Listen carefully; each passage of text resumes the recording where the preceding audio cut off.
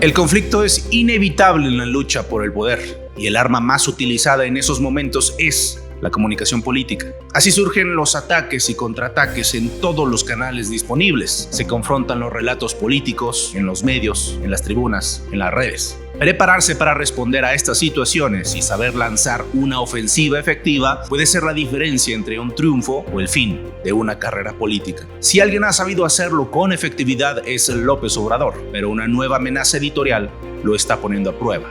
En esta edición de Norte a Sur hablamos de contracampañas y el rey del cash. Hola, bienvenidos a una emisión más de Norte a Sur, este podcast que trata de que nos juntamos cada semana dos consultores políticos especializados en estrategias de comunicación para gobiernos y campañas electorales y tratamos de aportar los sucesos del día a día o de cada semana, pero visto desde esta parte del detrás de, y podamos aportar una visión diferente, sobre todo a los que les interesa y les apasiona la comunicación política. Los saluda Mario Padrón y me acompaña como cada podcast mi compañero director de Mancera Estrategia y Comunicación Política, consultoría nominada a Revelación del Año. Está conmigo Víctor Mancera. Mario, también multipremiado, ganador de algunos Napolitan, incluyendo, por cierto, el que recientemente nos otorgara la academia por este podcast que ustedes están escuchando en la categoría regional, que les agradecemos mucho y que bueno, pues ya les tendremos algunas sorpresas con respecto de la premiación, de la gala que se va a hacer por allá, de las actividades que tendremos por allá en Washington.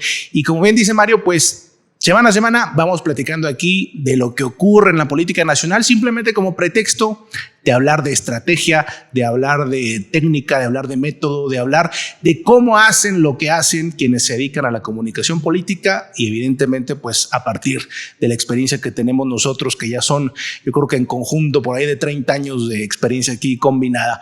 Entonces pues como siempre les damos la bienvenida a esta edición donde vamos a hablar de un tema bastante polémico.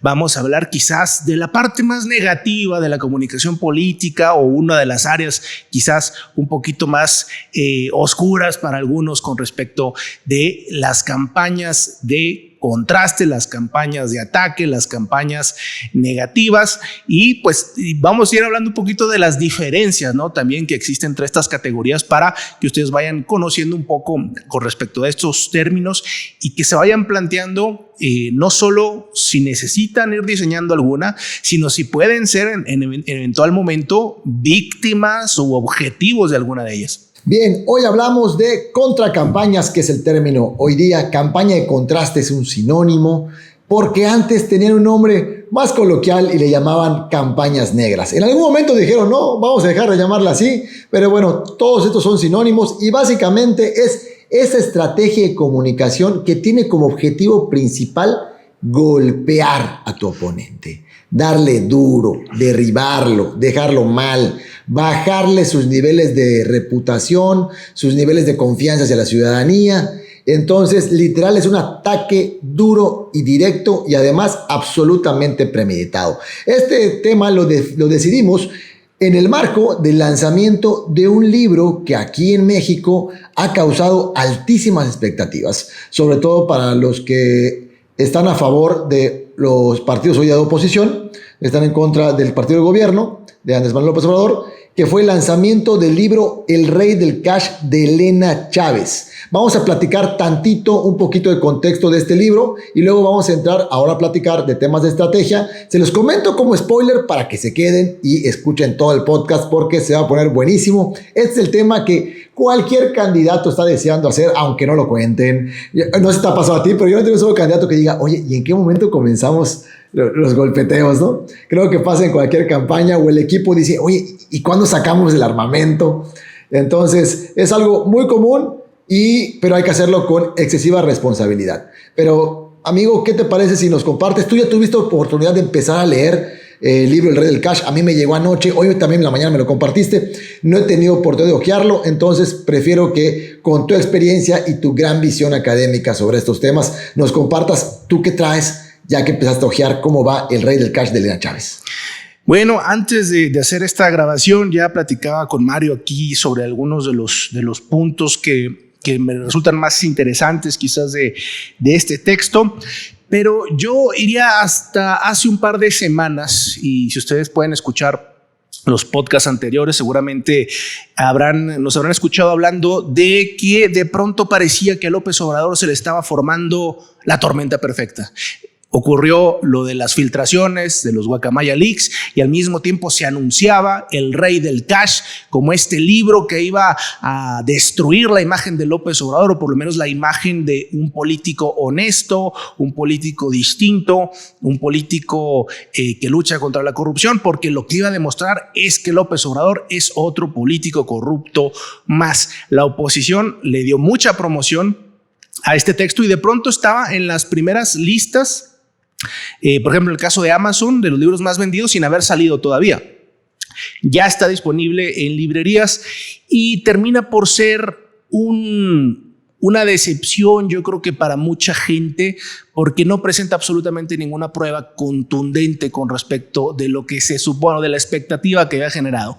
Es decir, había gente que esperaba que el texto presentara como evidencias de casos de corrupción. Lo primero es hablar de la autora Elena Chávez, es ex esposa de César Yáñez, que es un político, un colaborador de López Obrador de muchísimos años, alguien de enorme confianza para López Obrador, que hace un par de años cayó en desgracia por este escándalo de una boda muy fastuosa que tuvo, a la que fue López Obrador, y luego que apareció en revistas del corazón, y esto le generó un problema serios a López Obrador, porque pues, un funcionario que ha vivido prácticamente toda su vida alrededor de él, pues tenía este tipo de evento socialité, ¿no?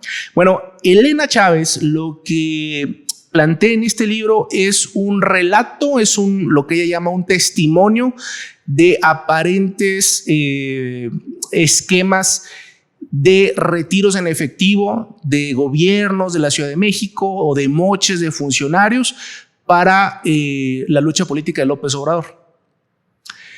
Pero es muy contradictorio, Mario, en el sentido de que si bien hay, digamos, esta revelación, lo cierto es que mucho de esto es como público, ¿no?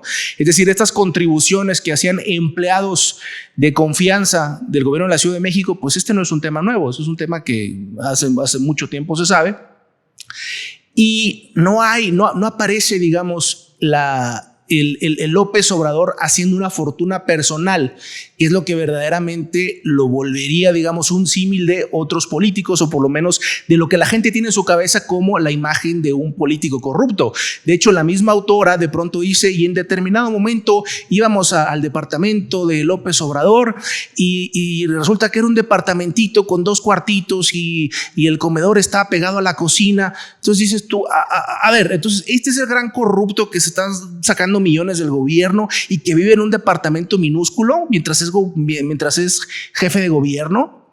O luego también hay momentos donde dice, por ejemplo, que ella lo veía porque ella iba a recoger a César Yáñez, que andaba pegado a López Obrador durante mucho tiempo, y decía que veía que López Obrador se bajaba de la camioneta corriendo para meterse a su departamento porque su hijo se iba a quedar ya sin la nana que lo estaba cuidando, porque Beatriz Gutiérrez Müller viajaba mucho y estaba haciendo su máster. Entonces López Obrador, jefe de gobierno en la Ciudad de México, tenía que llegar a cuidar al nene. Entonces ese es, o sea, me explico lo que quiero decir. Es decir, nos está tratando de vender la imagen de un político profundamente corrupto que maneja enormes cantidades de dinero y al mismo tiempo reconoce un personaje que tiene como estas sensibilidades que van apareciendo en el libro en distintos puntos. Entonces, Mario, a mí lo que me parece es que el texto fue hecho como muy de manera express. Es decir, no me parece que hubiera como una edición pensada en verdaderamente reflejar un retrato de López Obrador verdaderamente negativo. O sea, creo que no les dio el tiempo de hacerlo así, porque habría mucho que cortar para verdaderamente dibujarte este personaje, ¿no? Obviamente golpea a muchos de los más cercanos de López Obrador, como Marcelo Ebrard principalmente, golpea a Mario Delgado y a otros tantos personajes. Y en esencia lo que se plantea aquí es, a ver, ellos sacaban dinero en efectivo y con eso pagaron campañas.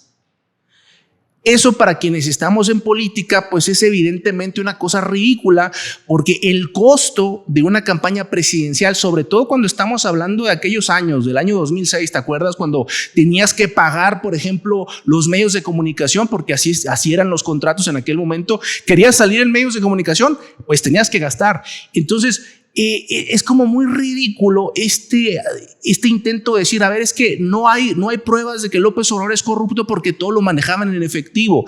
Ese es básicamente el argumento detrás del texto, y me parece que es lo mismo que lo hace tan débil, porque habla de todo un entramado de gente que participaba, digamos, en estos mecanismos de retiros de efectivo. Y a lo largo de los años, pues no hemos tenido a una sola persona que diga, a ver, yo fui parte de eso y me arrepiento, ¿saben qué? Esta es la situación. Y acá el texto lo plantea así, y realmente no hay ninguna prueba. Ese es el problema, y es la crítica que está recibiendo este libro, que no hay una prueba documental que pueda ayudar a esto. Entonces, lo que se vendió inicialmente como un trabajo periodístico no lo es. Y es de lo primero que ha tenido un poco que corregir en las entrevistas que ha tenido Elena Chávez, decir, bueno, esto es algo que yo viví y si me creen bien, si no, pues ni modo, esto es lo que yo pasé con quien fue en su momento mi esposo y que estaba muy cercano y me contaba y me decía.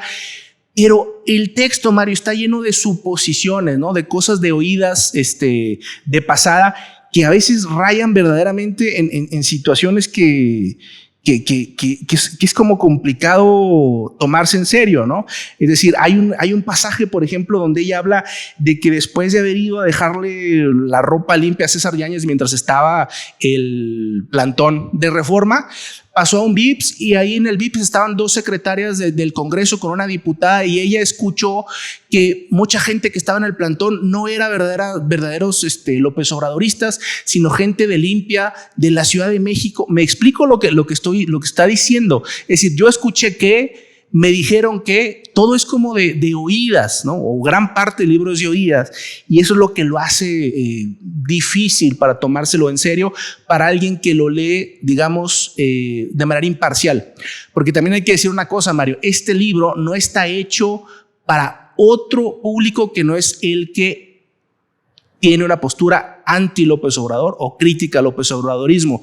Como diríamos vulgarmente, es un libro que le predica al coro, ¿no? A la gente que ya está en una posición política muy clara, porque para el resto, para los López Obradoristas, para la gente que está con López Obrador, pues va a ser muy difícil que esto les cambie su idea sobre López Obrador y lo que representa. Tocas muchos puntos, y si esto fue una estrategia de contracampaña diseñada, creo que hay mucha tela de donde platicar. Por ejemplo, voy a empezar por lo último que comentaste. En tu percepción, entonces, ¿es un libro o una táctica que va dirigida al equivalente al voto duro de los que ya están en contra de López Obrador? Platicábamos en capítulos pasados, si no me equivoco en el anterior, hablábamos del fenómeno psicosocial del tribalismo y de la búsqueda de validación de mis creencias. Eso está instaurado en el cerebro humano. O sea, es algo que pasa de manera inconsciente y de manera natural. Entonces, si alguien ya está en contra de López Obrador y consume el libro, va a validar su creencia, pero si el target es llegar a esos mismos, no le veo un manejo de estrategia electoral con lo que nos compartes. O sea, de estrategia de verdad de, oye, vamos a restarle votos al otro. Algo que hay que tener muy claro al hacer una estrategia contra campaña es que va dirigida para restarle adeptos a tu contrario. O sea, que llega un momento que llega un choque y ese voto switchable o suave diga, a ver, espérate, yo estaba convencido por este lado, pero ahora con esta información mínimamente ya me generó dudas. Y con lo que compartes, pues pues creo que una estrategia contra campaña no debería ir dirigida a un tribalismo o a una búsqueda de validación de los que ya están contigo. Esos votos ya los tienes, ¿no? Otro detalle que creo que es importante que nos compartes. Es que hay mucho que comentar. Y lo platicábamos antes del programa de arrancar. Creo que podemos dividir dos maneras de atacar en un ataque de campaña negra o de contracampaña, ¿no? O una campaña de ataque. Uno, el factor sorpresa, que es sacar algo contundente sin avisarlo. Así, ¡pah! La gran noticia, la gran nota, ¿ok? Y dos, una que tiene que ser mucho más diseñada, que es la anuncias que ahí va, generas expectativa y ahí espero que tengas una gran bomba, porque si ya generas expectativa, tienes que cumplir la altura de la expectativa que creaste y que generaste con tu estrategia. Un ejemplo de una alta expectativa buena, yo recuerdo, creo que tú también lo recordarás, el famosísimo caso de la Casa Blanca de Peña Nieto, ¿ok? Que fue una estrategia, me gustó, Aristegui, que para los que estamos metidos en medios, en temas de comunicación política, fue un parteaguas porque fue como un experimento de Aristegui de mostrar ya no necesitamos al medio tradicional. Fue una gran campaña de arranque para que ella anunciara con bombo y platillo su nueva plataforma digital que todavía no era acostumbrada y que no le ibas a consumir en la tele, ni en la radio, ni en los medios tradicionales, sino en el canal o en el sitio web de Aristegui Noticias que estaba abriendo. Y él lanza con esta bomba, pero hace una campaña previa de expectativa y resulta que como sí tenía sustento, como sí tenía datos, como sí tenía pruebas, ¡pum!, conecta. Entonces la expectativa se cumple la altura que generó, ¿ok? Y bueno, ya hasta hoy día seguimos hablando de la Casa Blanca. Y ese es un viceversa, muy buen ejemplo, por ejemplo. Es un muy buen ejemplo porque ese que tú comentas, ese es un trabajo periodístico. El tema de investigar. Primero, ellos probaron que el ejército estaba ahí presente, que estaba ahí presente porque el presidente residía ahí. Probaron que la dueña era la esposa. Probaron que el constructor, el vendedor, era un empresario, un contratista ligado al gobierno federal. Es decir, había una enorme cantidad de documentos y de información que poco a poco este equipo fue generando y que te lo planteaban así. A ver, no es que yo lo opine, que yo lo piense, que yo lo vi. Exacto. Aquí está. No se trata de que me creas o no, es que aquí está la prueba. Tenían papelito en mano. ¿Me explico? Por ejemplo, otro detalle que a lo mejor sí fue un buen trabajo periodístico, pero quizá no cumplió la expectativa. Y pongo un mismo ejemplo, que fue un mismo emisor, también fue el grupo de investigación de Aristegui Noticias, cuando tratan de sacar el otro golpe que tratan de sacar, que fue el caso del plagio de la tesis. También contra Peña, que si bien sí cumplió con todos los cánones periodísticos, no conectó con las audiencias. Y eso es importante, si vas a tirar un golpe, tiene que ser un golpe que ya tengas ubicado, que es un golpe que para la audiencia o los públicos objetivos es importante, relevante, creo que sería el término más que importante, ¿no? Que es relevante para ellos hablar de ese tema. El episodio pasado hablamos de agenda setting y ahí para que tú puedas meter tu tema en la agenda y en la opinión pública, ¡pum!, y entre. El caso de la tesis también levantó expectativas, generaron una campaña con el mismo método para levantar la expectativa de que ahí viene. Cuando la anuncian, sí hubo un gran público que decía, después de la Casa Blanca y ahora me hablas de la tesis. No estoy demeritando el caso de la tesis, pero sí fue como, pues me esperaba otra bomba, ¿no? Igual y fue un balazo más pequeñito y dijeron, bueno, y bajó un poquito. Como que no dio la expectativa que ya levantó en el ciudadano. Claro, ellos además ya tenían una reputación previa y tenían una vara altísima con lo que generaron con la Casa Blanca. Pero ese es un ejemplo de un ataque diseñado, bien pensado y con ese punto y característica de que lo voy a anunciar. Tengan en cuenta que cuando lo vas a anunciar vas a levantar expectativas o el objetivo de tu campaña previa debe ser generar una expectativa altísima y tú tienes que conectarla, porque si no va a ser y a la próxima no vas a levantar, no va a conectar. A diferencia de las campañas contra campañas que son sorpresa. Llego aquí, rueda de prensa, genero nota, tiro, pum, ahí está que la prueba, pam, y no la anuncias. Y ahí a ver si conecta. Creo que son esos primeros dos vertientes que podríamos comentar para ir aunando a quienes son apasionados de la consultoría política, de la comunicación estratégica o que están empezando a meterse en estos temas que podríamos ir caracterizando, ¿no? ¿Cómo va a ser mi golpe? ¿Es ataque sorpresa o es un ataque con pre-campaña expectativa? Yo creo que es más caro una expectativa en todos los sentidos de recursos, no solo económicos. Pero en este caso, con lo que nos compartes, que además no eres el único que lo ha comentado, no he tenido oportunidad de lo personal, y lo comparto abiertamente, de poder leerlo, pero sí he visto en los análisis que no he escuchado uno solo que no concuerdo con lo que tú comentas, en puntos generales. No hay expectativa, no hay pruebas, es yo cuento y digo que, me pareció que, me dijeron que. Entonces ahí creo que si fue diseñado esto, ahí tenemos otros puntitos abajo, ¿no? Sí, Mario, pues al final termina todo por ser la opinión o digamos como decimos en México, la declaración de una persona y no que no te está presentando algo sustantivo, y eso de alguna manera yo creo que ha generado una especie de efecto boomerang en la enorme expectativa que generaron al inicio de decir este va a ser un bombazo, hacer más bien un cohete de feria. O sea, no terminó por ser algo verdaderamente preocupante. Incluso lo puedes ver con el propio López Obrador, que lo dejó pasar como si no hubiera ocurrido nada, cuando en otros momentos donde han habido cuestionamientos sobre su honestidad, sí ha reaccionado, incluso ha cometido errores, como en aquella situación de la Casa Gris, donde él salió como a confrontarse con Carlos Loret, diciendo, a ver, pero Carlos Loret recibe millones y millones de pesos, ¿de dónde salen? En vez, digamos, como de dejar también pasar algo que era poco sustantivo, porque en el caso, por ejemplo, de la Casa Gris, que trataban de seguir un poquito el mismo modelo de la Casa Blanca, lo cierto es que en la Casa Gris pues era una casa rentada a un empleado de una empresa que tiene o que tenía contratos con Pemex, ¿no? Y trataban ahí como de buscar la manera de conectarlo. Esto nunca lo lograron, cayeron en ridículos como es el que te burlas mucho tú de llevar la casita con Legos allá al Senado para empezar a hablar de eso. El tema de su prima, que tenía contratos importantes con Pemex, pero pues que resulta que venían desde Peña Nieto, entonces pues no concordaba mucho como como un tema ahí de nepotismo o de tráfico de influencias. El tema de Pío, su hermano, recibiendo un sobre Manila de dinero. El tema del carrusel, que se decía que iban y sacaban dinero en efectivo de bancos para luego usarlo en no sé qué.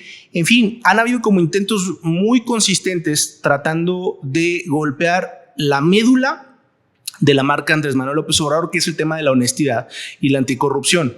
Por eso es tan insistente los ataques en ese mismo sentido. No lo atacan por cuestiones de mujeres, no lo atacan por cuestiones de agresividad o por cuestiones de prepotencia o tal. Lo atacan esencialmente por esto, porque ahí está la fuerza de López Obrador. Y la verdad es que si tú revisas, digamos, lo que se le señala, pues termina por ser un tema de financiamiento de actividad política, pero no para uso personal, ¿sí? Y creo que ahí radica mucho de la incomprensión de lo que la gente considera equivocado en política, ¿no? O sea, no es un tema de que me moleste que tú estés en la lucha o de que se financien campañas para que la gente vaya y haga activismo, sino que tú en lo particular termines viviendo una vida de lujos, de viajes, de residencias, de condominios, de mansiones, y esta vida de millonario que no debería tener un político, ¿sí? Y eso es lo que no termina de mostrarse en este tipo de señalamientos, porque López Obrador no es ese tipo de personaje. Entonces, la corrupción que en determinado, hasta cierto punto se le señala a López Obrador, tiene que ver más con la actividad política que con cualquier otro tipo de situación o de manejo, digamos, observable de recursos públicos, ¿no? Entonces, digo, es un caso interesante en términos de contracampaña, porque nosotros hemos criticado mucho aquí mismo en este podcast a la oposición, concretamente al PAN, de concentrarse mucho en el ataque a López Obrador y poco en el tema de sanear su propia marca, porque la marca PAN está golpeada por la violencia, por la militarización, por la corrupción y todas estas situaciones. Y pareciera que se quieren como equilibrar, ¿no? Un poco este asunto de decir, a ver, todos somos iguales. Y hay mucha gente que sí lo cree. Y yo en este momento empiezo a pensar que dentro de la oposición hay gente que cree que, digamos, que en ese golpeteo tal vez las tablas empiecen un poco a estabilizar o emparejar para ser más competitivos en el futuro, porque lo cierto es que los ataques a López Obrador, según las encuestas, según los números que tenemos, fluctúan, pero realmente no ha habido un impacto poderoso a la imagen de López Obrador. Yo creo que entre esta parte del ataque cuando no conectan, vamos a entrar un poquito en términos de imagen pública. Imagen pública como método de estudio y como parte de ciencia. La imagen pública, lo hemos platicado antes, es cómo te perciben, ¿no? Y hemos hablado mucho del punto máximo al que llegas, que es la reputación. Cuando tienes reputación es cuando logras que tu imagen está tan instaurada en tu público objetivo, en este caso, pues todo un país, ¿no? O la mayoría, está tan instaurada que ya no no dudas si te parece congruente lo que te dicen con lo que tú ya crees que es. Entonces, López Obrador, tú comentaste que la médula de su imagen es la honestidad y la no corrupción. Entonces, si vas a hacer un golpe contra alguien que tiene una reputación tan sólida en el imaginario colectivo, necesitas que ese golpe sea absolutamente sustentable. Porque si no, no vas a poder pelear contra lo que ya se instaló en el imaginario. Porque si no, incluso teniendo pruebas, alguien cuando tiene una reputación muy sólida puede ser, no lo creo. Es como que yo dijera, no sé, oye, es que vieron a Víctor robando una paletería, ¿no? Yo voy a decir, no es cierto. Oye, pero aquí está el video, mano. Oye, no, pero yo conozco a Víctor de años, no puede ser. Debería haber algún error. Ese es el automático que tiene el cerebro antes de análisis.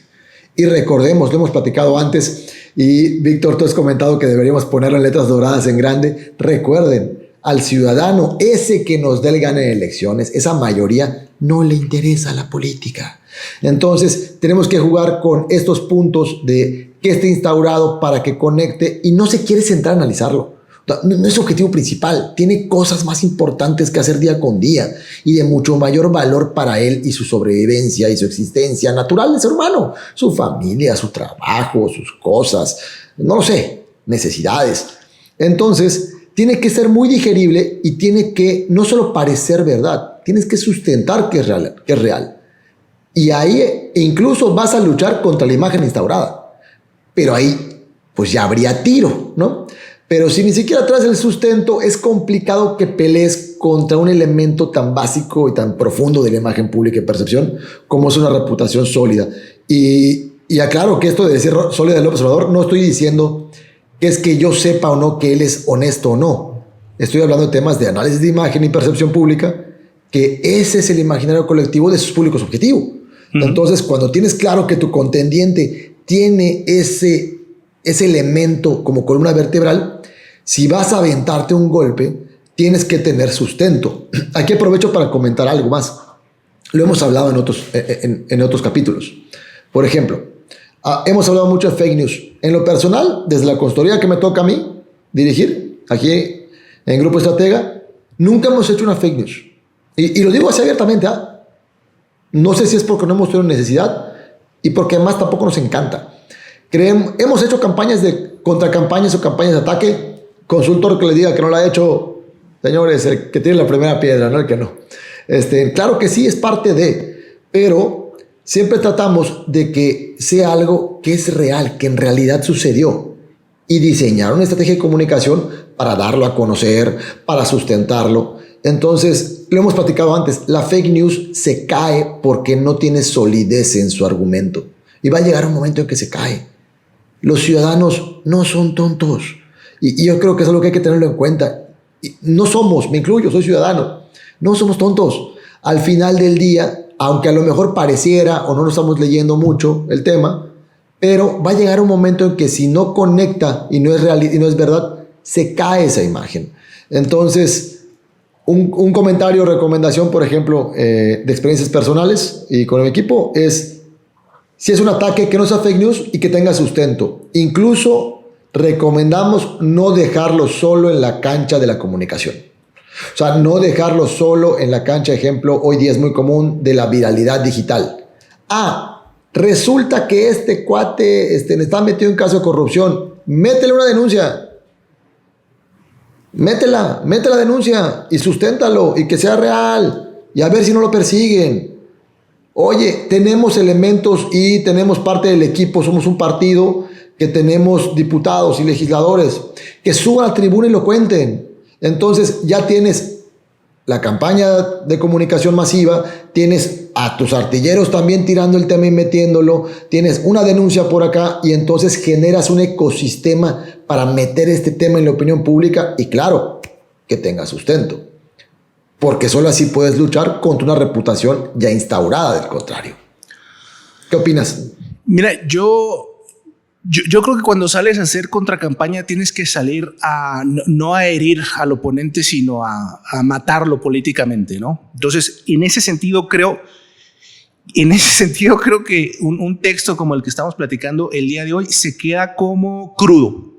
No terminó de cocerse, no terminaron de armarlo, no terminaron de fortalecerlo, y creo que por apurarse en ese proceso, creo que se quedaron a medias y la liebre se les peló. Entonces, algo que también es importante decir es que como mucha gente no le interesa la política, lo cierto es que muchas veces impera el efecto priming. Es decir, yo no sé de política, pero escuché que López Obrador es medio corrupto, ¿no? Y entonces empiezo a crear una opinión de que sí, pues todos los políticos son iguales, y ese es, digamos, el poder del rumor y de las fake news, que si bien mucha gente, la gente que está enterada, la gente que le interesa la política, no se la va a creer tan fácil, la gente común, la gente que no está invertida en temas políticos, cuando trate de ejercer una opinión o formarse una opinión política, posiblemente lo que te topes es que ahí tiene efecto esa noticia equivocada, ¿no? Porque la mente humana no tiene la capacidad de formarse una opinión o de recordar algo y de establecer cuál fue la fuente de dónde salió. O sea, de dónde salieron mis propias ideas. Yo no sé de dónde salieron mis propias ideas. Y ese es el efecto que tiene el rumor, ese es lo ponzoñoso que resulta ser el rumor. Nada más que en situaciones como la que vivimos en México, donde el grueso de la gente no vota, es usualmente también esa gente que no tiene ningún acercamiento con la política. Es decir, aquellos que están más pendientes de la información nacional son los que tienen mayor tendencia para ir a votar. Entonces, sí hay un efecto en el rumor, sí hay un efecto en la opinión pública, pero esto no necesariamente se va a traducir de manera directa en resultados electorales. Y esa es la razón por la que hay gente que dice, a ver, pero no sé, López Obrador tiene un nivel de aprobación similar a Zedillo, por decir algo que salió bastante bien en su gobierno, y de todos modos al PRI le fue yendo terrible al cierre de los 90, principios de los 2000, ¿no? Lo cierto es que no necesariamente la opinión publicada es la opinión formada o la opinión electoral. Entonces sí hay que cuidarse de, por lo menos, de no dejar el vacío. Yo creo que cuando eres víctima de un asunto de ataque, porque también hay que decir, vamos a configurar una campaña de contraste, una contracampaña contra un determinado adversario. Bueno, hay que calcularlo. ¿Podemos crecer de manera natural? ¿Necesitamos bajarlo? ¿Quién va a ejecutar esa campaña? En ese sentido, un libro publicado por una persona que no viene de la política, que no tiene, por lo menos de manera visualizable, un interés político, es una buena voz, digamos, para salir a ejercer una crítica, ¿no? En ese sentido, muchas contracampañas son así, las ejercen otros personajes, utilizas asociaciones civiles, a cámaras empresariales, utilizas a colegios de no sé qué, profesionistas, y ellos salen a hacer alguna crítica o algún señalamiento, ¿no? Y eso te evita que tu líder, tu candidato, se mezcle con esta guerra sucia, ¿no? Y hay ocasiones donde sí es importante hacerlo, cuando tú estás abajo, ¿no? Tú necesitas crecer, hay que lanzar el golpe. Si el otro se engancha, ya vas de gane, ya vas avanzando. Pero lo más importante es establecer que cuando golpeamos no ganamos necesariamente, sino que bajamos al rival. No siempre lo que le quitamos cuando sacudimos el árbol, no toda la fruta nos cae en la canasta. Sí, lo que estamos tratando es de alcanzarlo, ya sea porque lo bajamos o porque subimos o por ambas, pero hay que tener muy claro que es exactamente lo que estamos tratando de lograr con esa estrategia de contracampaña. ¿Qué pasa del otro lado? Cuando yo recibo el ataque, yo lo primero que tengo que establecer es suficientemente potente el señalamiento que me están haciendo. ¿Están atacando, como decíamos anteriormente, la médula de mi marca o no? Es decir, ¿estoy en verdadero riesgo o no? Porque también podemos caer en el error de responder a todo. Y responder a algo es darle la vuelta al ciclo noticioso, al ciclo mediático. Ok, y entonces después de este señalamiento, el candidato respondió que, y vuelve a dar una vuelta en los medios el asunto, ¿no? Entonces, ¿vale la pena esto? ¿Me suma algo? ¿Le gano algo? ¿O más gente se va a enterar que Víctor Mancera se robó la paletería que dijo Mario? Entonces, hay que establecer eso, hay que definir si tiene algún provecho inmediato el salir a responder. Y también hay que decir una cosa bien básica. En la medida que mi marca política personal es fuerte, ocurre lo que bien mencionabas tú, Mario. La gente no lo va a creer. Yo conozco a Víctor de muchos años, ni de broma se le hubiera ocurrido ir a asaltar una paletería. Bueno, porque ya compraste la marca, porque ya te convenció el tipo, porque ya le creíste, lo que en psicología política llamamos el efecto halo, ¿no? Como ya me enamoré de la marca, los ataques que llegan a esa marca los descarto, los justifico, no cambio mi posición porque yo ya compré esa marca. Ahí está los López Obradoristas más arraigados, que aunque en determinado momento les presentaran un documento donde resulta que López Obrador recibió tanta lana, ellos van a decir no, porque López Obrador no se compró una mansión, él lo que hizo es pagar voluntarios para seguir por el país. Me explico, o sea, se crean justificaciones alrededor del personaje, porque ese es precisamente el efecto halo. Lo máximo que puedes tú alcanzar en el desarrollo de una marca política personal es eso, el efecto halo, donde la gente ya no cambia su punto de vista positivo con respecto a ti. También hay que decir que cuando esa imagen es muy fuerte, vas a tener unos críticos fortísimos que no van a cambiar nunca. Eso también es un síntoma de que tu marca es fuerte, y eso es a lo que hay que aspirar, y eso no se forma en elecciones y no se forma 6 meses antes de la campaña, se forma a lo largo de mucho tiempo, por lo menos de un par de años, de estar machacando mi marca personal, mi historia, mi relato, mis banderas, mis proyectos, para que la gente diga, este es un buen tipo, es alguien que me cae bien, o es alguien con quien yo conecto, o es alguien confiable, lo que sea. La marca, el arquetipo que nosotros tratemos de definir, que esté ahí establecido, para que cuando yo vaya a la campaña, Mario, no sea lo que le pasa al 90 y tantos % de los candidatos, que es salir corriendo a ver de dónde sacamos votos, porque no le dedicamos el tiempo previo al desarrollo de una marca política personal. Entre esto que comentas, por ejemplo, compartiría una definición técnica de reputación vista desde la imagen pública. Se define reputación como una imagen sostenida en el tiempo.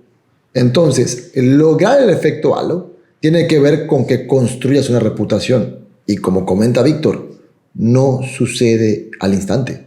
La misma definición lo da. Es una imagen que se mantiene en el tiempo. O sea, la has logrado durante mucho tiempo. Y eso va a llegar hasta que llegue un momento en el que se construye y compres esa marca. Y creo que un ejemplo que tenemos en el argot popular hoy día mexicano, de un ejemplo de esto que comentabas del efecto halo y los defensores de López Obrador, es que decías, oye, es que recibió lana, sí, pero no lo usó para enriquecerse, lo usó por otra cosa. O en el peor de los casos, sale esta maravillosa frase que ya es parte del argot popular, que es, sí, pero los otros robaron más. O sea, a ese grado llega ese punto de defensa. De una compartida, pues a lo mejor, pero el otro fue peor, ¿no? O sea, a ese grado ya llegó ese punto. Y eso habla de un síntoma, de un fortalecimiento de esta imagen de reputación. Y que está muy sólida. Y como comentas, lograr eso conlleva detractores. Yo, para que vayamos continuando con los temas, por ejemplo, en el caso específico del libro, yo le veo 3 puntos concretos que creo que vale la pena analizar. Y ahí poder viendo si fue su éxito o su error. 1, como comentas, el público en general no va a leer un libro para definir su posición hacia el obradorismo. No lo va a hacer. ¿Ok? El público en general. Y ni siquiera estoy hablando porque seamos públicos lectores o no lectores como ciudadanía. No. Tiene otras cosas en su imaginario más importantes que hacer para su sobrevivencia diaria. ¿Ok? O para su vida. Entonces, este fenómeno de opinión, como bien nos compartes, Víctor, se va generando por los generadores de opinión, los que consideramos que son personas que sí lo hacen y lo escucho, y sobre ese rebote terciario me voy construyendo no solamente el factor rumor, sino también quién lo dijo, un periodista, quién lo dijo, mi compadre, que él sí está metido en política y le entiende. Entonces empiezo a conectar la imagen de este emisor y la confianza que yo tengo a él para creer esa versión o no. Entonces, un libro, una táctica como esta, que es un libro, va dirigido a un público muy particular. Yo veo 2 públicos. Uno, obviamente, al voto duro del anti-López Obradorismo, en este caso, los hoy día llamado oposición. Ellos lo consumirían y ellos no van a cambiar su voto. Ya lo tienes como voto duro tuyo. 2, el círculo rojo, periodistas, opinólogos, etcétera, etcétera. Yo no he escuchado una sola persona, hasta López Dóriga lo escuché diciendo que no le pareció el libro, que le pareció suave. O sea, concuerda con muchas de las cosas que tú dices. Entonces, Y esos son los críticos de opinión. Y esos son los críticos del gobierno. Los que normalmente son los emisores de voz críticos del gobierno que podrían generar opinión porque el público dice, bueno, si lo dijo él sí se dio la labor de estudiarlo, de analizarlo y confío en lo que dice y puedo tomarlo para construir mi opinión. Entonces, ellos mismos dicen que está escueto.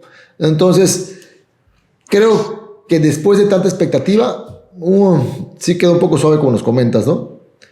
¿Y cómo se va generando esta opinión? Así, con lo que oímos en el alrededor, en la gran mayoría. Y parece que no conectó.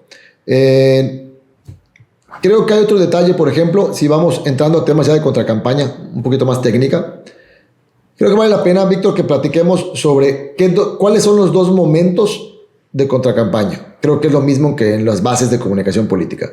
Los tiempos electorales en una campaña electoral o cuando está un gobierno. Ahorita es un caso que estás contra un gobierno. Yo comentaría que cuando es un gobierno pasa un fenómeno particular la mayoría de las veces cuando un gobierno acaba de entrar. Genera expectativa ciudadana. O sea, cuando acaba de pasar una votación, hay un gran sector de la población que tiene una expectativa alta de ese gobierno.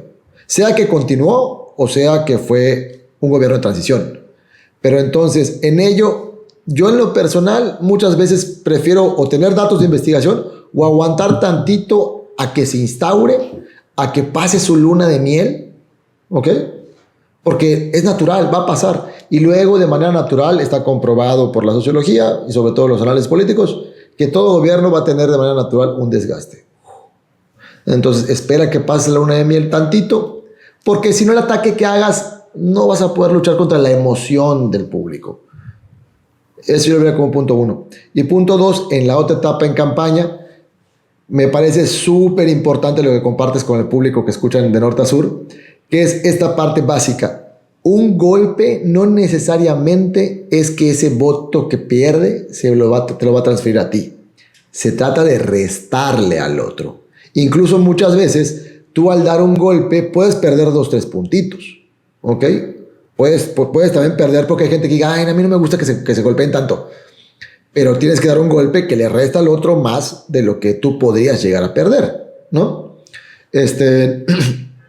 Entonces, tener esa claridad. Por ello, una recomendación común para tiempos de campañas electorales es dar ese golpe, entrar en contracampaña no al principio, cuando ya no hay margen suficiente de ganar nuevos adeptos que sean votos indecisos. Cuando ya no hay votos indecisos suficientes para que tú los superes, yo en lo personal, ahí es donde consideramos que podría ser una buena opción para empezar a entrar con ataques de golpeteo, de contracampañas. Porque antes, mejor sigue luchando en lo positivo, todavía queda cancha para ir jalando. Cuando ya está cerrado y no alcanza, bueno, pues hay que cerrarle al otro. Hay un objetivo clarísimo en el tema de la contracampaña, Mario, que es restarle al rival. También hay otro, que es desconcentrarlo. O sea, si yo le lanzo algo al rival, algo con que distraerse, ¿no? Trae la papa caliente en las manos, ya no está haciendo campaña, está respondiendo al ataque, se distrae, hay una guerra psicológica que empieza a perder. Eso también es importante. Y el timing que le damos a una contracampaña es importante. Cuando queda una semana para la elección, es decir, te quedan 3 días de campaña más el silencio, la realidad es que si tú lanzas ahí un tema escandaloso, no va a alcanzar a responder y el impacto puede ser más potente. Entonces hay que saber cuándo pones la dosis, ¿no? Esto es importantísimo. Y yo abonaría dentro de las recomendaciones, Mario, el tema de que cuando tú te metes en política, tú siempre estás pensando en la gloria, en ganar elecciones, en transformar la comunidad, en impulsar cierta bandera, cierta propuesta, y nadie está pensando en algo que te va a pasar si tienes éxito en política, que son los trancazos, que es la crítica, que es la guerra sucia, que son las mentiras, que son los denuestos, que son toda esta situación negativa que tiene que ver con la contracampaña. Vas a ser objeto de contracampaña sí o sí, y hay que estar mentalmente preparado para ello, ¿sí? No cualquiera aguanta la presión. Entonces hay que saber que eso va a ocurrir, porque de otra manera te desconcentras, te pierdes el rumbo, estás preocupado por otras cosas y no por lo sustantivo, se extravía la estrategia porque pues tú estás completamente absorbido por la angustia, y entonces ahí también es cuando estamos del otro lado, y es importante. Y hasta nosotros que somos consultores, que ni la debemos ni la tenemos, luego los medios de comunicación te avientan por ahí un que otro empellón, porque en este país los medios tienen licencia para mentir. Esa es la realidad. O sea, aquí no hay digamos, un marco legal como en Estados Unidos, donde lo que tú dices o lo sostienes o aguas porque te puede caer una demanda. Aquí en México es muy raro esta situación y varía de estado a estado. Entonces hay que saber aguantar, hay que saber medir, hay que saber cuándo responder y hay que saber cuándo atacar. Esto es como todo, ¿no? No hay que actuar por la emocionalidad al contestar o al atacar. Hay que saber cuándo hay mayor rentabilidad política, y eso sin lugar a dudas nos va a permitir primero estar mentalizados antes de que empiece la fricción. Hay que visualizarlo desde antes. ¿Qué va a pasar si un día me dicen esto? Si me descubren estas situaciones que yo tengo. Yo como consultor a mis clientes, pues les tengo que hacer la entrevista a profundidad y enséñame lo que traes. Porque si nos truena algo en campaña, yo no puedo empezar a inventarme en 15 minutos una estrategia de salida. Hay que saber por dónde pueden venir los golpes. Puede venir de la familia, puede venir de lo legal, puede venir de muchos vertientes, y hay que saber cuál va a ser nuestra respuesta. Yo te aseguro que López Obrador ya tenía perfectamente pensado un escenario donde alguien pudiera salir a decir estas cosas, ¿no? Pues es simplemente activar algo que tú ya tenías pensado. Es mucho más fácil reaccionar cuando esa reacción está diseñada en tiempos de tranquilidad. Reaccionar en tiempos de presiones y de estrés necesariamente te va a llevar a una equivocación. Esto se planea antes de que ocurra, no cuando ocurre. Obviamente hay situaciones que pasan de improviso, ¿no? Que son momentos de coyuntura. Como todo, siempre habrá ese margen, pero hay mucho que se puede preparar, y yo creo que los momentos más difíciles de un político normalmente vienen dados por situaciones que ya sabe que ocurrieron, que ya trae cargando, no por algo que ocurre, digamos, en determinado momento. Es menos común, pero incluso en ese caso hay que saber tener la inteligencia emocional para afrontar a los medios, para afrontar la crítica y saber salir adelante, ¿no? Para esto, también el tema del media training, de saber enfrentar a la prensa, es esencial, porque una mala respuesta, incluso nerviosa, incluso de trastabillar, puede ser muy reveladora para la audiencia y puede ser definitiva para el resultado electoral. Hemos hablado de tips o características de los ataques. Ahorita tú nos empiezas a compartir detalles de defensa, o sea, y cuando me atacan a mí, ¿qué pasa? ¿Qué puedo hacer? Me parece súper interesante esta parte. Por ejemplo, te comparto, concuerdo contigo en el tema de que las crisis, por decirlo así, los ataques, pues, hay que prediseñar antes la respuesta. En lo personal, desde este lado, algo que usamos para una frase que le decimos a los clientes es que las crisis no se solucionan, se prevén. Hay que hacer un plan de crisis. Como bien comentas, hay que ubicar cuáles son los temas donde puede doler, qué va a salir, porque sí o sí te van a golpear. Te comparto una anécdota personal con un cliente que era un candidato a la alcaldía. Y lo pongo porque más no es muy turbio, o sea, está interesante como ejemplo. Por ejemplo, hacíamos la entrevista donde empezamos a conocerlo a profundidad, ese tipo de detalles, y yo trataba la entrevista de ir sacando ese punto, ok, ¿dónde están los puntos débiles para que nos puedan golpear, no? Mano, el candidato era una cosa, trabajador, padre, familia, de buen ver, etcétera, etcétera. Y bueno, así va él, y yo no daba con los hilos de dónde podría venir el golpe. Hay un momento en el que cuando diseñamos eso y seguimos platicando, el candidato saca a relucir en la entrevista a profundidad, que es súper confidencial, que él tenía otra familia, ¿ok? Pero él con su familia nuclear, con su esposa, que su esposa apoyaba la campaña, tenía una hija, no me acuerdo, pero adolescente, ¿no? Y uno más chico. Y con su otra familia tenía un hijo de la edad en medio y su esposa no lo sabía. Entonces ahí decíamos, oye, aquí va a venir un golpe, porque él tiene una imagen muy sólida de todo un buen padre de familia. Entonces ahí aplicamos una táctica que le llamamos vacuna, que es que metas un poquito la dosis antes, ¿va? Entonces se habló con el correo de campaña, se pidió que haya una agenda en la cual le den una semana al candidato a que se fuera con su esposa, con su familia, y le platicamos, candidato, las recomendaciones que vaya con su familia, vaya eso todo incluido, cierre, tómese unos días y reviente la bomba, cuénteselo. Tómese unos días. No había estado en campaña, estamos en pre-campañas. En tiempos en intermedias. Y pasó. Que solucione, que pase la crisis con su familia, que la supere, porque es importante que el candidato esté bien con su familia. Es tu valor emocional y psicológico. Y se logró que se establecen las cosas. Su esposa, la verdad, valientemente dijo, vale, le metemos. Lo platicaron, llegaron a acuerdos. Y el día 1 de campaña, de presentación de campaña, sacamos la foto familiar en una rueda de prensa, hacia un ladito de la rueda de prensa de arranque de campaña, y ahí posó la hija que nadie conocía en medio. Entonces ya teníamos preparados 2 o 3 reporteros amigos, toma la foto familiar con la hija que no era de la familia nuclear, ahí aparecía, y matamos la nota antes, desde el día 1. Entonces un reportero pregunta que, no, sí, como no es mi hija, no es mi familia, siempre he visto por ella, soy responsable, asumo mis responsabilidades, etcétera, etcétera, etcétera. Le llega medio golpecito, pero con esa vacuna de dosis, si lo medimos que si lo dejábamos guardado y nos lo sacaban a media campaña, sí podía ser algo que afectara en el público objetivo del perfil de ese estado, de ese público de ese municipio.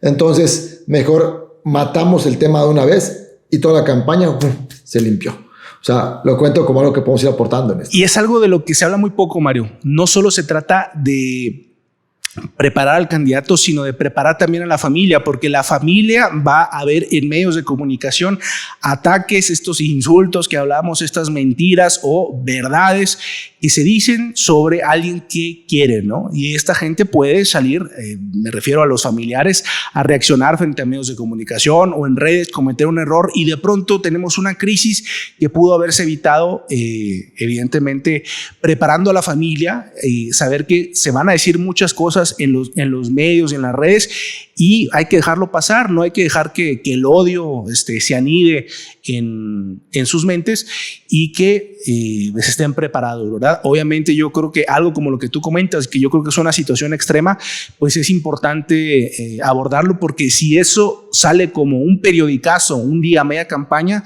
pues ya te sacó completamente, ¿no? Ya te descompuso la familia del candidato, se va a tener que dedicar unos días a solucionar este asunto o va a tener que tomar una decisión y desconcentrarse del tiempo tan limitado que tenemos en campaña. Así que definitivamente este tema de la familia es fundamental en el tema de prepararse para la contracampaña, porque no sabes por dónde van a venir los golpes, o sea, porque pueden ir en lo familiar, en lo personal, en lo económico, en tus círculos cercanos, familiares lejanos que tratan de vincularte con ellos, ¿no? No sabes que tienes ahí un primo metido en la cárcel por yo qué sé, pues te lo van a sacar. Hay que tener un poco de visión amplia, porque no es solo el candidato, es su entorno y todo aquello que puede golpearlo por asociación, el impacto negativo por asociación que a veces no es tan obvio y que tiene que salir en esta entrevista a profundidad, en esta relación que los consultores tenemos con los líderes para conocer verdaderamente lo que hay en sus vidas que puede de alguna u otra manera vulnerar su objetivo político y que muchas veces es muy manejable, Mario, porque también hay candidatos, hay líderes que creen que cierta situación es un enorme problema, ¿no? O es una cosa riesgosísima y te lo cuentan con mucha vergüenza y con mucho miedo, pero la realidad es que a veces son muy manejables las situaciones, ¿no? O a veces son muy explicables. Cuando verdaderamente hay un peligro es cuando esa crítica que se puede hacer o ese ataque que se puede elaborar a partir del hecho del que se trate esté perfectamente vinculada con la imagen, la médula de la imagen de la que hablamos, ¿no? Yo no puedo salir a hacer una campaña por los valores familiares y lo que me saquen una segunda familia, o sea, me explico. Yo no puedo sostener la columna de la campaña bajo la dinamita que yo tengo enterrada bajo ella. ¿Me explico? Entonces también es parte importante en el diseño de la estrategia para que tú no construyas tus propias vulnerabilidades, porque tú no puedes cambiar tu pasado, pero sí puedes cambiar la estrategia que vas a diseñar para esa campaña, para ese proyecto de posicionamiento que traes o para el desarrollo de ese gobierno del que vas a ser la cabeza. Recuerden, a un candidato o a un proyecto político encabezado, un candidato nunca lo disfracen. O sea, tiene que ir acorde con su esencia, con quién es él. Como decía Víctor, no puedes hacer una campaña pensando en que muestre los valores de la familia si tienes 3 familias guardadas, ¿no? Si tienes allá trapitos que te pueden sacar. Hay que diseñarla con algo para que la puedas sostener. Nadie va a poder sostener una campaña si no va acorde con su esencia moral, su esencia de personalidad. Se pueden poner cosas para que se entrene, para que capacite habilidades, pero debe ser para sustentar esta marca personal con ello. Por último, por mi parte, para ir compartiendo, esto que comentas de que hay que prever la campaña, la contención, lo que nosotros decimos que las crisis se prevén, no se solucionan. Pensémoslo, un ejemplo es el sentido común. En ciudades donde hay temblores, hay un plan que ya existe de qué hacemos cuando empieza un temblor. Incluso lo practicamos. Hoy vamos a hacer un simulacro. Para que cuando llegue un temblor ya sepamos qué hacer. Hay una ruta que seguir. En ciudades donde hay huracanes, ya sabemos cuántas alarmas hay, cuáles son los colores del semáforo, qué debemos hacer y qué hacemos cuando está el huracán pasando. Nos han capacitado para ello. Entonces lo mismo pasa aquí. Cuando llegue la crisis, que el equipo, que deba saberlo, ya sepa qué número se marca, dónde es la junta de que se convoca plan de crisis, quiénes tenemos que estar presentes y cuál es la ruta que ya habíamos prediseñado para ese tema. A lo mejor no podemos prever cómo va a ser el golpe. Si va a ser un libro, si va a ser un spot, si va a ser una nota televisiva, si va a ser una queja ciudadana, si va a ser una demanda, pero sí podemos saber cuál va a ser el tema. Y si ubicamos el tema, podemos prever cuál es la ruta de camino a seguir para contenerlo. Y comento que las crisis no se solucionan y se prevén y se contienen porque muchas veces por eso es crisis, porque te va a llegar algo, te va a sacudir. Pero si la contienes, ya no pierdes 10, pierdes 3. Entonces, la intención es minimizar el impacto que pueda tener. Y bueno, a mí es un tema que me apasiona, las crisis y las contracampañas, entre ello, pero creo que hoy, si vamos sintetizando, tenemos uno, que ubiquemos qué cancha estamos jugando hoy, campaña electoral o versus un gobierno, o estamos en gobierno. 2, ya platicamos de puntos generales, hay ataques que podemos desarrollar con campañas de alta expectativa, pero hay que equipararla, ¿ok? Con el tamaño del golpe, o golpe sorpresa que salga de golpe, ¿sí? O sea, que salga ¡pum! Y lo tiremos, el ataque sorpresa. 3, importantísimo, ataques. Los ataques, recuerden que como comentaba Víctor, sacudes el árbol y caen hojas, ¿ok? Pero no necesariamente van a caer en tu cesta. Ese voto que le restaste no necesariamente va a ser para ti. Por ende, recordemos que este juego electoral es un tema de matemáticas, es de sumas y restas. ¿Qué hago para ganar más votos y qué hago para restarle al otro? Y por último, hemos platicado sobre técnicas o tácticas o opiniones y comentarios sobre qué podemos hacer para defendernos de un ataque o cómo prever nuestras propias crisis. Yo cerraría, Mario, nada más haciendo un comentario muy simple. Cuando tú te metes en política, estás aceptando algunas situaciones y no todo el mundo es consciente de ello. Algo que debes saber cuando te metes en política es que te van a investigar, ¿no? Yo me acuerdo, tenía esto hace como 20 años, el consultor en jefe de aquella campaña en la que estaba participando me pidió ir a la hemeroteca de un periódico para revisar la nota roja de 1963 sobre cierta candidata que, según él sabía, la habían arrestado en aquel momento porque estaba fumando cierta sustancia en un cine. Entonces, a lo que voy con ello, puede haber pasado hace 40 o 50 años y te lo van a sacar.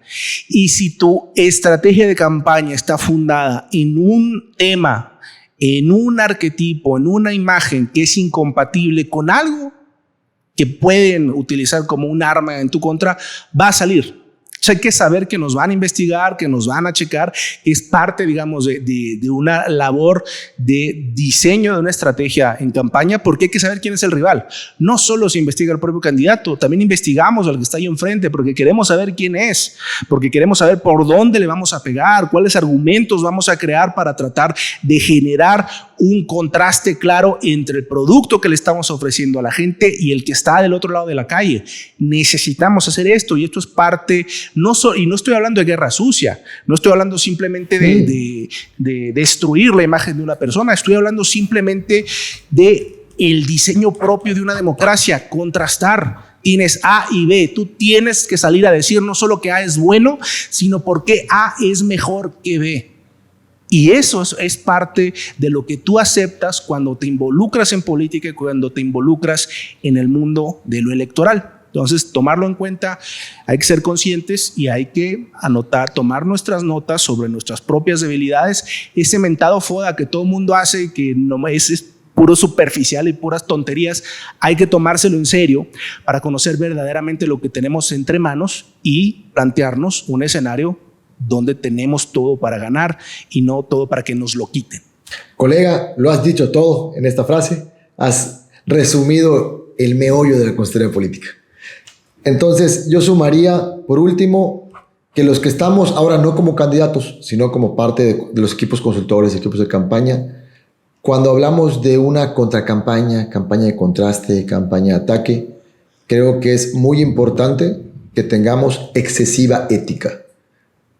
Hay cosas muy personales que no valdría la pena entrar en ello, ¿no? Sino que sea lo que esté en juego para ello, ¿no? El trabajo, qué hizo mal, cuál fue el error, qué es incongruente con esa imagen que le está vendiendo para que tú lo contrastes. No, mira, no es cierto, mintió. Esto no conecta. Que tengamos muchísima ética al momento de desarrollar esto. Y bien, colega, pues creo que con esto ya estamos en tiempos. Creo que fue un programa pues, muy entretenido. A mí me gusta mucho este tema. Seguramente también a los que nos escuchan. Esperemos haber aportado algo. Yo soy Mario Padrón. Me encuentran como Mario.Padrón en Instagram. Soy director general del Grupo Estratega. Estratega con S, así como de latín. Grupo Estratega. Así nos encuentran en internet, en redes sociales. Así nos encuentran en sitio web. Y bueno, soy consultor en comunicación política y estratégica. Estamos nominados este año a 6 nominaciones en los Napolitan. Tengo el gusto de formar parte este año del grupo Compol 100, al igual que mi colega Víctor Mancera, que también es director de su propia consultoría en el norte del país. Así es, Mario, pues tomando en cuenta este premio compartido de los Napolitan, que es este podcast de norte a sur, pues en Mancera traemos ya 3 ahí reconocimientos que ya anunció la academia: mayor impacto en redes sociales, impacto del año en redes sociales. Tenemos una honorable mention por una campaña gubernamental del pasado, el que comentábamos acá de norte a sur, y estamos nominados en otras 5 categorías y bueno, pues esperemos que nos vaya bien. La verdad es que ha sido un crecimiento muy importante para nosotros y que está dado pues básicamente por el talento del equipo, está dado por la confianza de los clientes, a quienes les agradecemos estar con nosotros.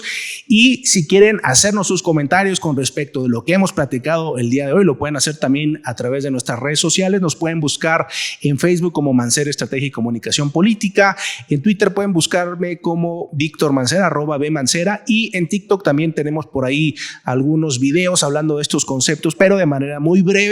Para aquellos que quieran capsulitas, pildoritas pequeñas, pueden buscarme como @consultor político, donde también pueden hacerme llegar ahí sus comentarios. Muchas gracias por habernos escuchado en esta edición de Norte a Sur. Muchas gracias a ti, Mario, y pues nos vemos la próxima. Por último, recuerden, ya estamos en todas las plataformas de podcast habidas y por haber, y las más importantes. Estamos en Spotify, estamos en Apple Podcast, en Amazon Music, en Google Podcast, etcétera, etcétera. También en YouTube, ya estamos en todas las redes sociales. Ahí nos pueden buscar como Política de Norte a Sur. Ya estamos activos en ellas. Ahí van a poder encontrar, le dan clic y van a aparecer una landing page en la cual van a poder seleccionar la plataforma de su preferencia. Déjenos sus comentarios, estamos en contacto y recuerden, esto es Política de Norte a Sur, donde platicamos más allá de las izquierdas y las derechas.